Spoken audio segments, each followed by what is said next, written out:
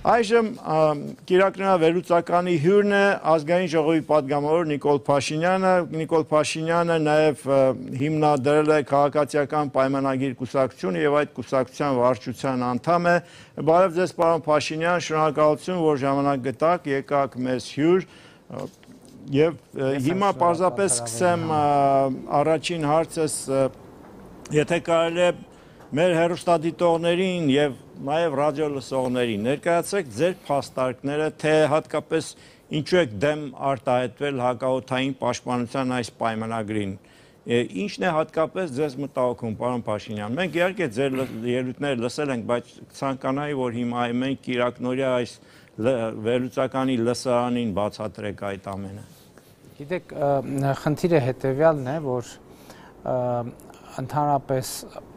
վերջին շրջանի նաև 4-օրյա պատերազմի իրողությունները ցույց տվեցին, որ մի շարք հավաստիացումներ, որ մեր իշխանությունները արել են վերջին 10-15 տարվա ընթացքում մեր անվտանգության համակարգի արդյունավետության հետ կապված, այդ հավաստիացումները չեն աշխատել եւ ես հիմնական խնդիրը տեսնում եմ նրանում, որ օրինակ հիմա Հայաստանի զինված ուժերի ներկայացուցիչները կամ քաղաքական ներկայացուցիչները մեզ ասում են, այ Հայաստանի Հանրապետությունը կործանիչ ավիացիա չունի եւ հիմա մենք պետք է Ռուսաստանի հետ պայմանագիր կնքենք, որպեսզի իրենց կործանիչ ավիացիան տրամադրեն մեզ անհրաժեշտության դեպքում, բայց նաեւ քաղաքականությունը եւ քաղաքական իրողությունները իմացողները պիտի որ համոզված լինեն, ես գոնե համոզված եմ, որ մենք մեզ խաբում ենք, եթե համարում ենք, որ մենք կարող ենք Ռուսաստանի ավիացիան օգտագործել մեր անվտանգությունն ապահովելու համար։ Ռուսաստանի ավիացիան կարող է օգտագործվել միայն Ռուսաստանի անվտանգությունը ապահովելու համար, եւ Ռուսաստանի անվտանգությունը ինչ որ դեպքերում կարող է նշանակել նաև Հայաստանի անվտանգություն, բայց ինչ որ դեպքերում կարող է նաև նշանակել ուղղակի սպառնալիք Հայաստանի Հանրապետության համար կամ անվտանգության շահերը կարող են եւ չհամընկնել։ Ես չեմ ասում, որ դրանք միշտ չեն համընկնելու, ես ասում եմ, այո, տեղ-տեղ այդ անվտանգության շահերը կարող են համընկնել, բայց տեղ-տեղ կարող են եւ չհամընկնել։ Եվ ընդհանրապես այդ պայմանագրում դրույթ կա, որ Ռուսաստանը մեզ հետախուզական տեղեկություններ է հաղորդելու, հարցը հետևյալի մեջ է, որ գոնե 4-օրյա պատերազմի ընթացքը ցույց տվեց, որ այս կապակցությամբ նախկինում եղած պայմանագրերը ըստ էության չեն գործել եւ դրա համար ես ունեմ նաեւ համապատասխան տեղեկություններ որոշակի իմ շփումների ընթացքում եւ այլն։ Այսինքն իմ հիմնական խնդիրը հետեւյալն է, որ մենք անընդհատ ստեղծում ենք անվտանգություն ստեղծելու փոխարեն, շատ դեպքերում մենք ստեղծում ենք անվտանգության մասին կեղծ պատկերացումներ, որոնք գործնականում չեն իրականանում։ Հիմա ենթադրենք նույն ՀԱՊԿ-ն ինչ գործողություններ է ձեռնարկել, ես չեմ ասում 4-օրյա պատերազմի ընթացքում, ես ասում եմ այն ժամանակաշրջանում, երբ որ գնդակոծվում էին, հրետակոծվում էին Հայաստանի Հանրապետության Տավուշի մարզի գյուղերը։ Դուք կարող եք ցույց տալ որևէ կոլեկտիվ անվտանգության որևէ արձագանք այդ իրավիճակին։ Էլի եմ ասում, ես չեմ խոսում Լեռնային Ղարաբաղի Հանրապետության մասին։ Ես խոսում եմ տվյալ դեպքում Հայաստանի Հանրապետության դե յուրե ՀԱՊԿ տարածք համարվող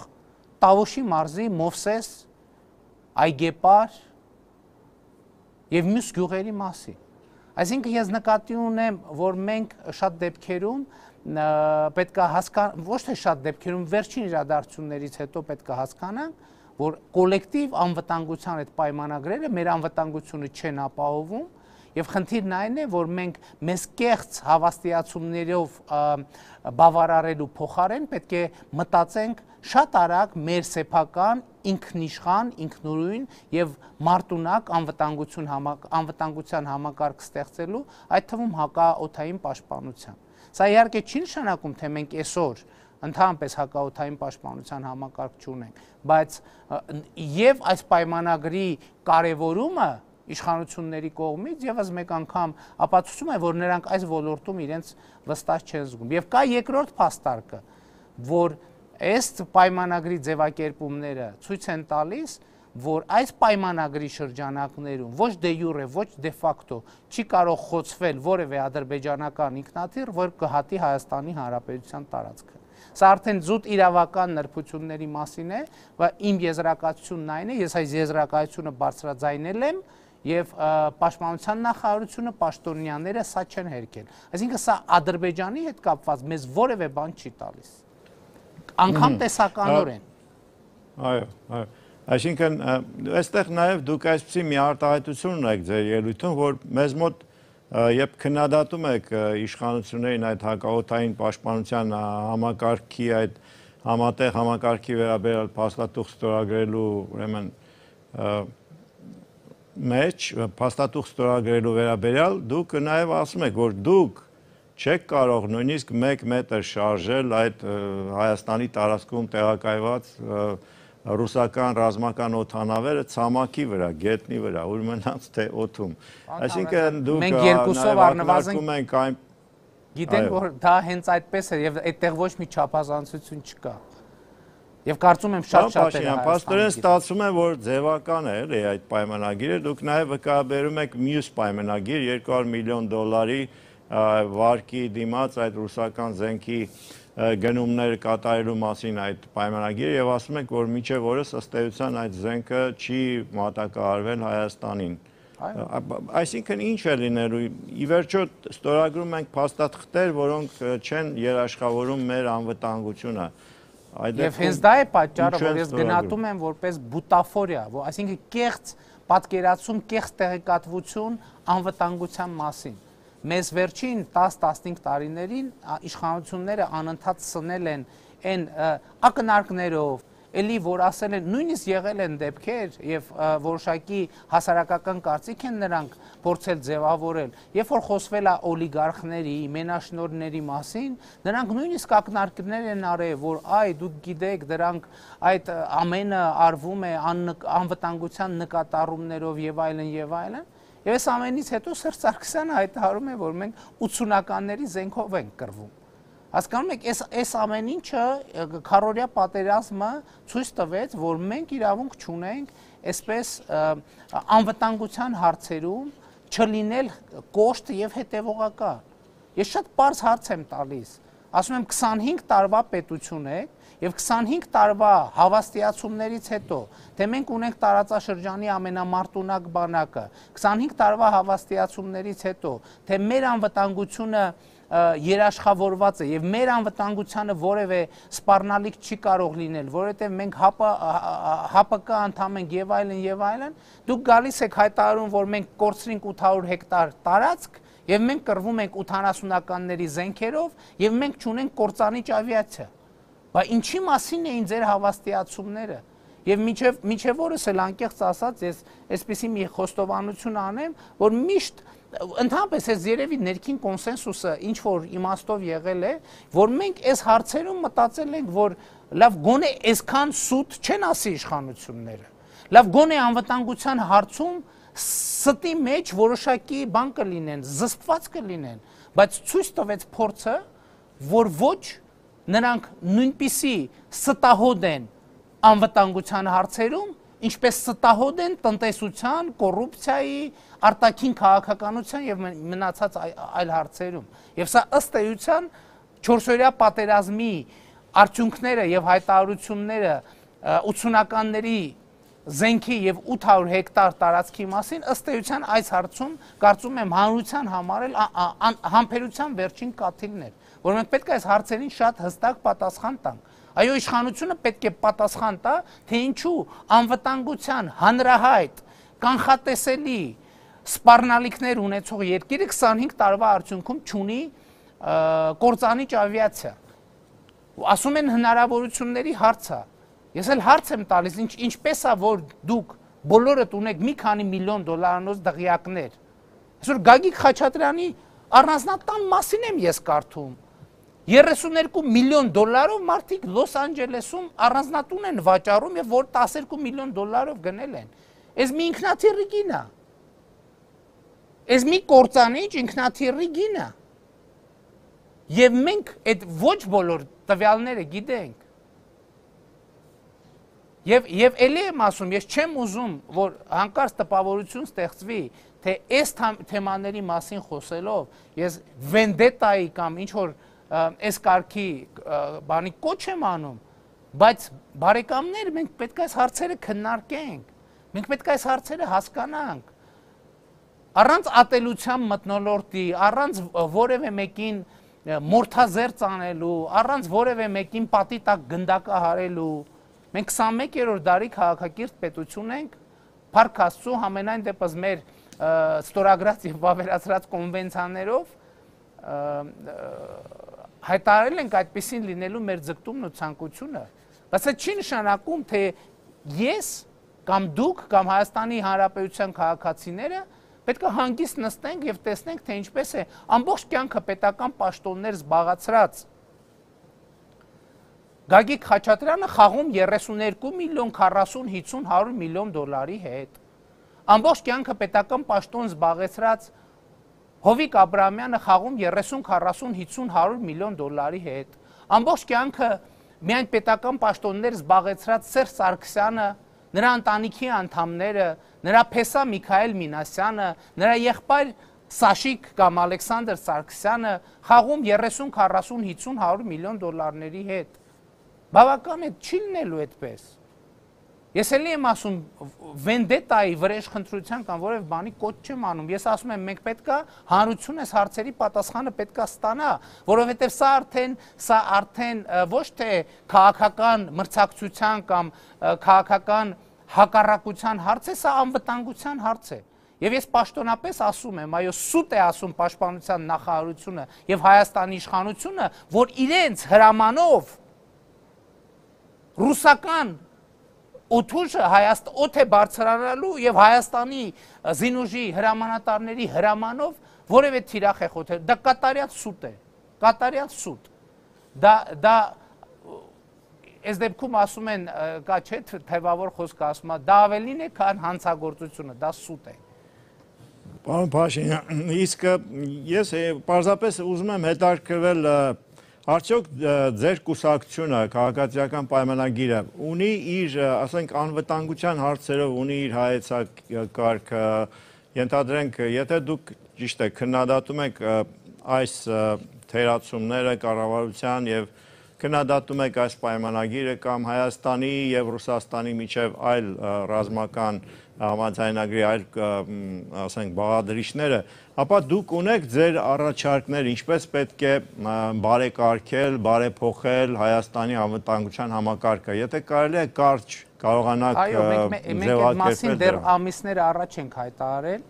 այդ հայտարարությունը հրապարակվել է, այն ժամանակ քառօրյա պատերազմը դեռ չէր սկսվել եւ մեր հիմնական ասելիքը այն էր, որ Հայաստանի տնտեսության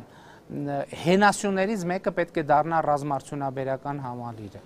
Եվ այն ժամանակ արդեն մենք գիտեինք, մենք ասում էինք, մենք ահազանգում էինք, որ Հայաստանը հայտնվել է այնպիսի միջավայրում, որ ինքը չի կարող հուսալ, որ կարող է անխափան զենքի մատակարարումներ ունենալ։ Եվ մենք պետք է այս ռազմավարական պրոբլեմը ամեն օր ունենանք մեր աչքի առաջ։ Եվ մեր տեսլականը այն է, որ այսօր մենք կարող ենք արձանագրել մի բան։ Հայաստանում կա ռազմարդյունաբերական համալիրը երկրաչափական պրոգրեսիա կամ շատ արագ տեմպերով աճեցնելու համար անհրաժեշտ ինժեներական միտք։ Փառք Աստծո, այդ մի բանը մենք այսօր ունենք։ Հայաստանում կան համապատասխան հոսքագծեր, որոնք կարող են ապահովել զարգացումը։ Ես ամիսներ առաջ Հրազդանի քաղաքապետի ընտրությունների ժամանակ այցելել էի Հրազդանում աշխատող մի գործարան եւ լուսանկարներ ու ինֆորմացիա էի հրապարակել, եւ այն մարդիկ ասում են, այո, մենք պատրաստ ենք ցանկացած հոսքագիծ, որը նախագիծ կունենա, ստեղծել ցանկացած տիպի արտադրանք ստեղծելու համար։ Խնդիրն այն է, որ այսօր մենք այսպես թե այնպես հսկայական միջոցներ ենք ծախսում մեր բանակի կարիքները հոգալու համար։ Եվ մեր տեսլականն այն է, որ մենք օրենքով դա կլինի 1%, 2%, թե 5%, ամեն տարի օրենքով մենք պետք է դրույթ սահմանենք, որ ամեն տարի մեր բանակի մատակարարումների մեջ տեղական արտադրանքի տոկոսը պետք է պարտադիր կերպով մեծանա, եւ դա պետք է մեծանա շատ էական եւ շոշափելի ձևով։ Պարոն Փաշինյան, ես ուզում եմ նաև, քանի որ արդեն սկսվում է նախընտրական շրջանը ըստ էության, պաշտոնապես չի մեկնարկել, բայց արդեն ակնհայտ է, որ բոլոր կուսակցությունները փորձում են, ոչ թե փորձում են, այլ սկսել են քարոզարշավը, ոչ պաշտոնական, եւ ես կուզենայի, որ դուք ձեր կարծիքը հայտնեք նաև ներկայումս ընթացող Ղարաբաղյան բանակցային գործընթացը, հատկապես այն բանակցությունային փուլը, որ սկսվեց նախագահ Վլադիմիր Պուտինի միջնորդությամբ եւ շարունակվում է ըստ էության, պետք է ունենա իր շարունակությունը արդեն Փարիզում եւ իսկ մինչ այդ մենք նաեւ լսում ենք Ադրբեջանից հնչող հայտարարություններ, ըստ էության բանակցային գործընթացում ձեր բերված պայմանավորվածությունները գաղտնիության վերաբերյալ խախտվում են, արդեն Ադրբեջանը հանդես է գալիս իր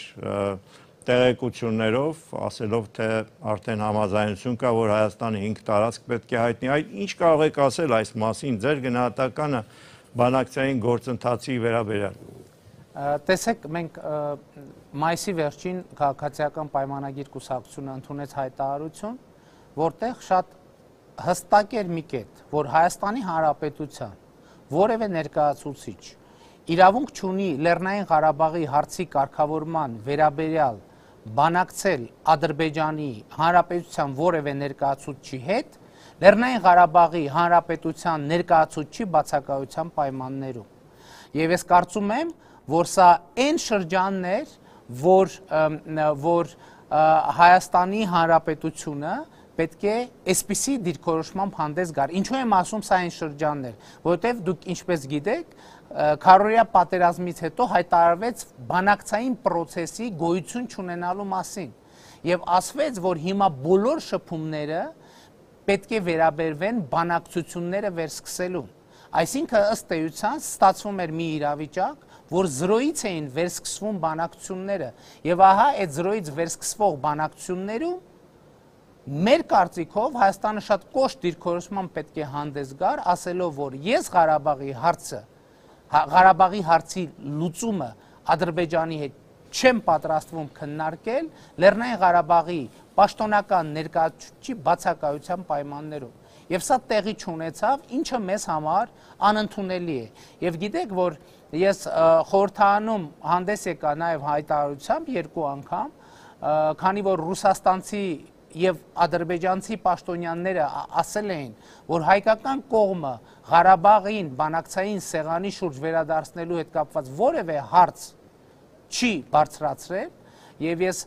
հարց դրեցի, որ Հայաստանի արտգործնախարարությունը կամ Հայաստանի իշխանությունները պետք է ներկայացնեն ապացույցներ, ոչ թե հայտարարություններ, այլ ապացույցներ, որ իրենք գործադրում են բավարար ջանքեր Ղարաբաղին բանակցային սեղանի շուրջ վերադարձնելու համար։ Եվ ես կարող եմ պատասխանատու ասել, որ միջև օրս այդպիսի որևէ ապացույց ներկայացված չէ, եւ 2 օր առաջ մենք կարճատև դռնփակ հանդիպում ունեցանք ԱԺ արտաքին հարաբերությունների հանձնաժողովը արտգործնախարար Էդվարդ Նալբանդյանի հետ, տեխնիկական պատճառներով այդ հանդիպումը իհարկե կարճ տևեց, բայց ես կարող եմ ասել, որ այդ հանդիպման ընթացքում նույնպես ապացույց չներկայացվեց իմ ասացի, եւ ես վերջում նաեւ պարոն Նալբանդյանին ասացի, որ եկեք արձանագրենք, որ այս պահի դրությամբ դուք որևէ ապացույց չներկայացրիք։ Իհարկե կա նախնական պայմանավորվածություն, որ այդ խոսակցությունը հանձնաժողովի եւ նախարարության շարունակվելու է եւ այս պահի դրությամբ իմ բարձրացված հարցը ես համարում եմ հրատապ։ Պարոն Փաշինյան, իսկ ասենք ինչ եք կարծում այդ տարածքների մասին, ինչ եք մտածում, ասենք Ադրբեջանը, որ այդպիսի շահաճախ մեր մամուլում հիմա գրվում է, որ ըստ էության այն ինչ ասում է Ադրբեջանը կարող է եւ իրականություն է, կարող է այդպիսի համաձայնություն եղել է։ Դուք որևէ տեղեկություն ունեք, ասենք ներքին որևէ։ Գիտեք, ես կարող եմ ասել հետևյալը, որ ընդհանրապես բանակցային գործընթացում տարածքների վերադարձի թեման ներկա է եւ ներկա է եղել միշտ, բայց եթե պիտի հայտարարություններին հավատանք, ես Ադրբեջանի արտաքին գործերի նախարարությունը արել է հայտարարություն, Հայաստանի արտաքին գործերի ներողություն, Ադրբեջանի Ցի Պաշտոնյան Նովրուզ Մամեդովը արել է հայտարարություն, Հայաստանի արտգործ նախարարությունը հերքել է այդ հայտարարությունը։ Այսինքն մենք ունենք հայտարարություն եւ հայտարարության հերքում ընդհանրապես այնպես չի, որ ես Հայաստանի պաշտոնական մարմինների հայտարարություններին շատ վստահություն եմ տալիս, բայց այնպես էլ չի, որ Ադրբեջանի պաշտոնական մարմինները ինձ համար վստահելի աղբյուր են։ Պարոն Փաշինյան, հիմա եթե կարող եք նաև մի հարցի պատասխանել, որ ըստ էության մենք տեսանք, որ ՀՕՊ պայմանագրի այդ համաձայնագրի դեմ քվեարկեցին 8 հոգի, այդ թվում նաև դուք։ Եվ այս падգամավորները բոլորն էլ գրեթե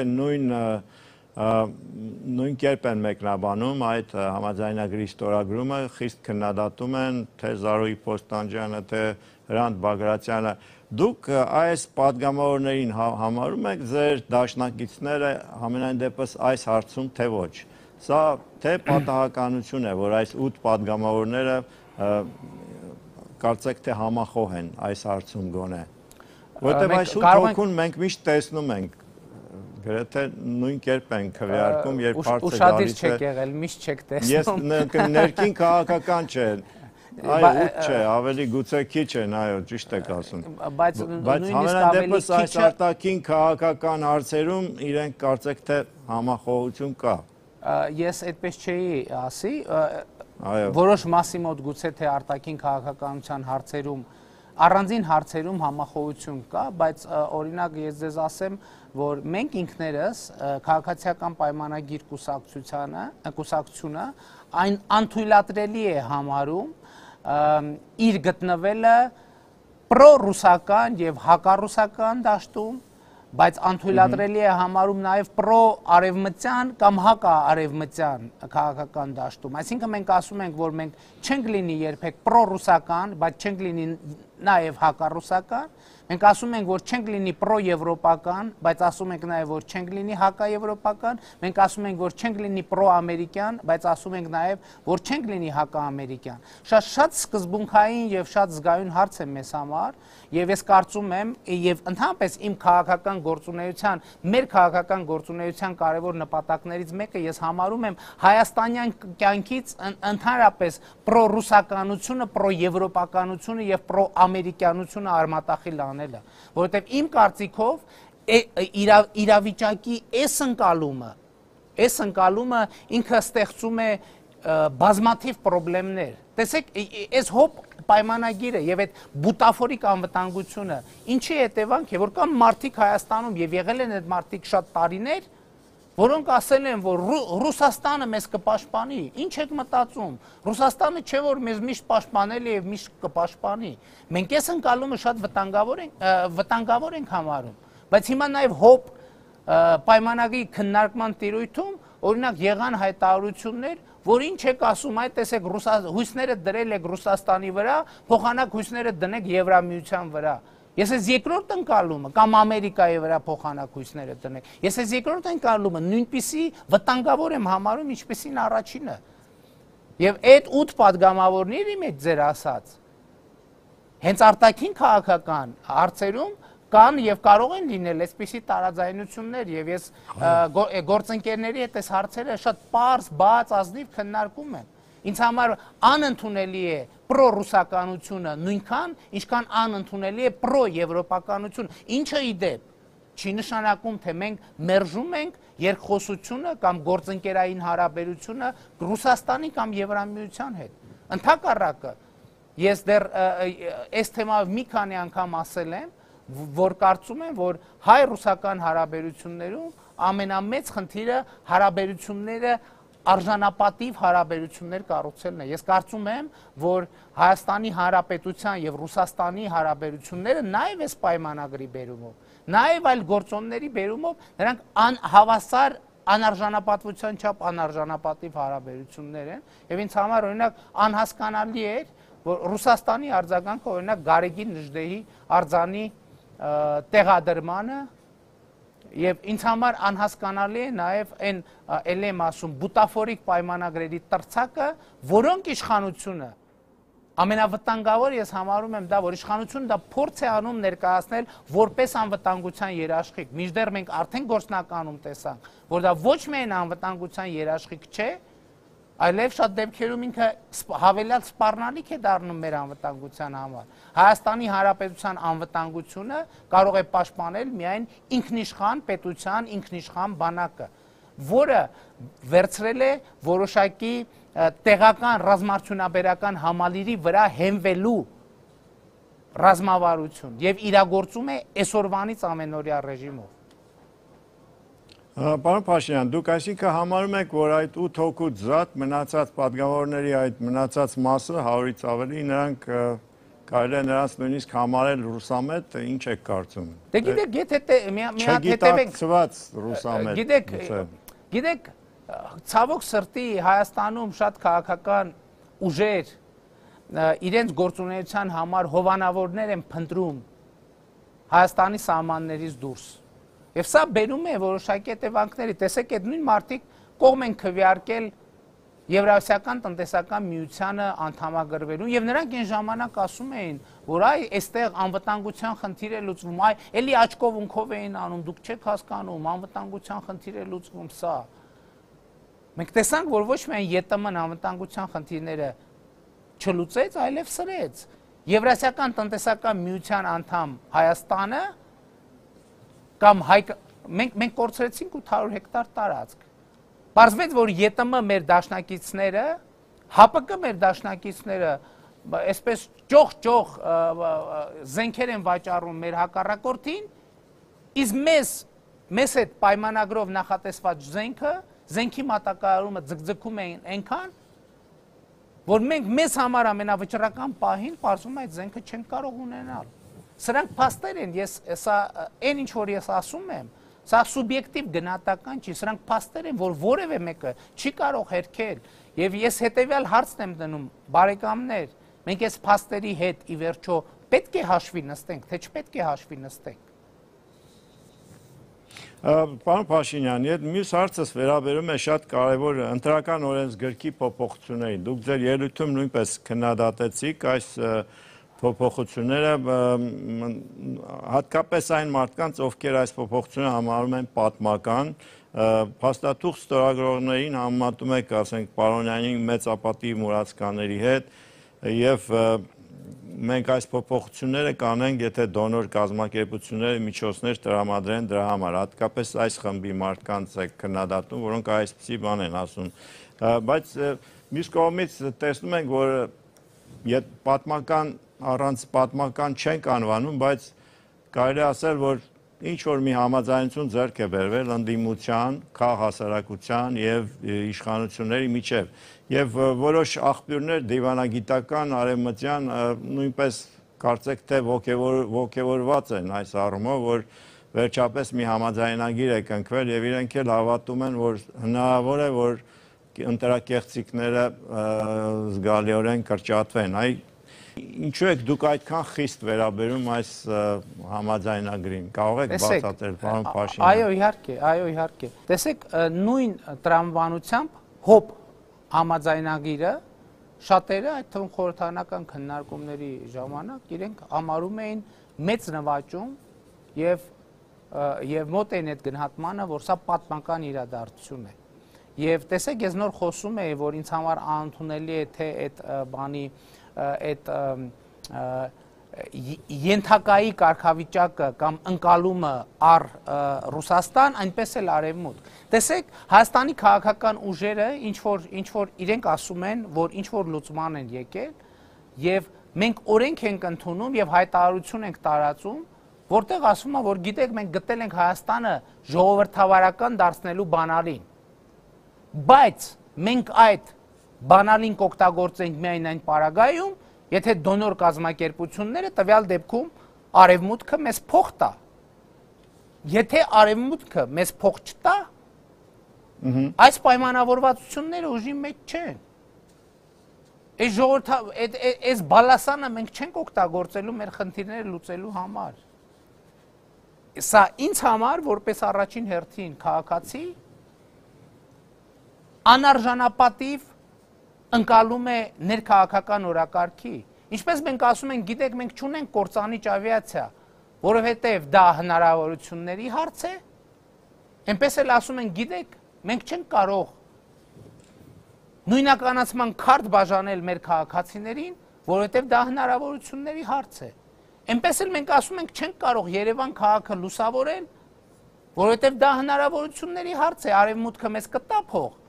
Մենք Երևան քաղաքում ժամանակակից լուսավորություն կանցկացնենք։ Այնպես էլ մենք ասում ենք, մենք չենք կարող ջրամբար կառուցել, որովհետև դա հնարավորությունների հարց է։ Այ եթե արևմտյան կազմակերպությունները կտան մեզ փող, մենք ջրամբար կունենան։ Իսկ եթե չեն տա մեզ փող, մենք ջրամբար չենք ունենա։ Հիմա ես ուզում եմ հասկանալ, մենք պետություն ունենալու կամք ունենք, թե այս պետությունը մեզ համար ընդամենը արևմուտքից, Ռուսաստանից, հյուսիսից եւ հարավից, կներեք այս կոպիտ բանի համար փող քերելու միջոց է, որպեսզի այդ փողերը արդյունքում դառնան Գագիկ Խաչատրյանի Լոս Անջելեսի 32 միլիոն դոլարանոց առանձնատուն։ Ընկալումը իրավիճակի։ Նույն բանը կարելի է անել տարբեր դրդապատճառներով եւ դրանք կունենան տարբեր գնահատականներ։ Եվ խնդիրն այն է, ըստ էության, որ սա ես համարում եմ վիրավորական։ Եվ ես նաեւ ուրիշ բան ասեմ, որ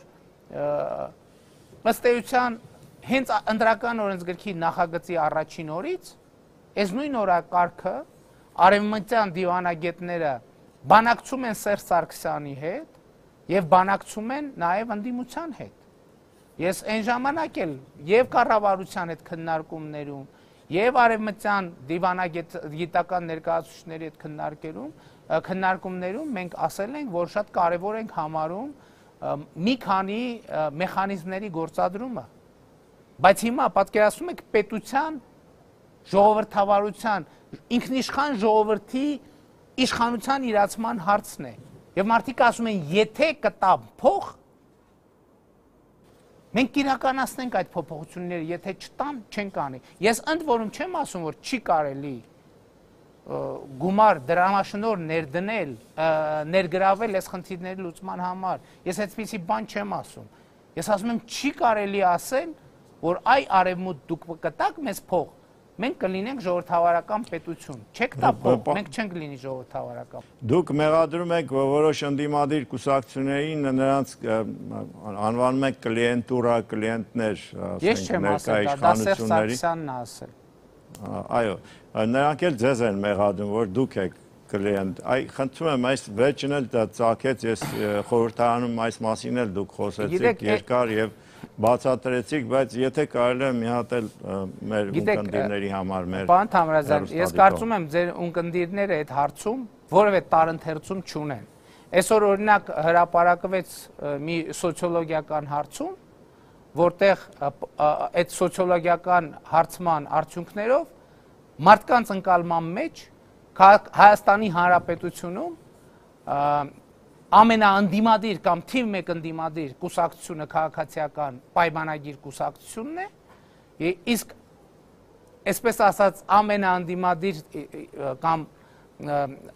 իրենց ընկալումներում ամենաընդդիմադիր երկու գործիչներից մեկը ձեր համեստ ծառան է։ Ես չեմ կարծում, թե ձեր լսարանը կամ Հայաստանում ընդհանրապես որևէ մեկը այդ հարցում տարընթերցումներ չունի, կամ որ այդ հարցը ներողություն եմ խնդրում։ Մյուս կողմի մասին եթե ում նկատի ունեք։ Ես կոնկրետ, ես շատերին նկատի ունեմ, բայց վերջին շրջանում խոսք է գնացել երկու հասցեատիրոջ մասին։ Երկու հասցեատիրոջ մասին, մեկը ԲՀԿ-ն է, մյուսը Օրինաց երկիր կուսակցությունը։ Տեսեք, դուք ինձ հարց եք տալիս, բայց դուք չգիտեք, որ Օրինաց երկիր կուսակցությունը, որ այսօր կոչ է անում, որ մենք իրանց հետ պայքարենք իշխանության դեմ, 2008 թվականին դե ֆակտո 2013 թվականի նախագահական ընտրություններում դե յուրե պաշտպանել է Սերժ Սարգսյանի տեխնացությունը։ Դուք չգիտեք, որ 2008 թվականից մինչև 2014 թվականը օրինակ երկիրը եղել է իշխող կոալիցիայի անդամ։ Այսինքն ես ինչ հարցի պետք է պատասխանեմ։ Ինչպես հնարավոր չէ հերքել որևէ փաստ, որ ես ասում եմ հոբ պայմանագրի մասին, այնպես էլ հնարավոր չէ հերքել որևէ փաստ, որ ես ասում եմ կոնկրետ այս երկու հասցեատերերի մասին։ Ես ասել եմ, այս հասցեատերերի շարքը դեռ կշարունակվի։ Կամ դուք չգիտեք, որ Ես այդ մասին էի ուզում ասեի, պարոն Փաշինյան, որովհետև դուք ձեր ակնարկներում նաև ոչ միայն այս երկուսն է հասկացում, այլ նաև ուրիշ ընդդիմադիրներ։ Այդպես է, թե ես սխալվում եմ։ Գիտեք, ես կարծում եմ, ասում է, օրվա հոգսը բավ է օրվա համար։ Մենք առաջ ենք քաշել Հայաստանում մեկ ընդդիմության գաղափարը եւ մենք ասել ենք, որ քաղաքացիական պայմանագիր կուսակցությունը հավակնում է լինել այդ մեկ ընդդիմությունը եւ անկախ սոցիոլոգիական հարցումները հիմա արդեն ցույց են տալիս, որ հանրությունը այդ ուղերձը ընկալել է եւ մենք այս եղուսուղությամբ շարունակելու ենք մեր աշխատանքը Հայաստանի Հանրապետության քաղաքացիների հետ եւ ես կարող եմ ընդհանրապես մի բան ասել, շնորհակալ եմ Հայաստանի Հանրապետության քաղաքացիներին, որ իրենք մենք միասին այս երկխոսությունը սկսել ենք եւ այս երկխոսությունը շարունակելու ենք եւ այս երկխոսությունը հասցնելու ենք տրամաբանական ավարտին։ Շատ շնորհակալություն, պարոն Փաշինյան, ցտեսություն եւ հաջողություն ձեզ։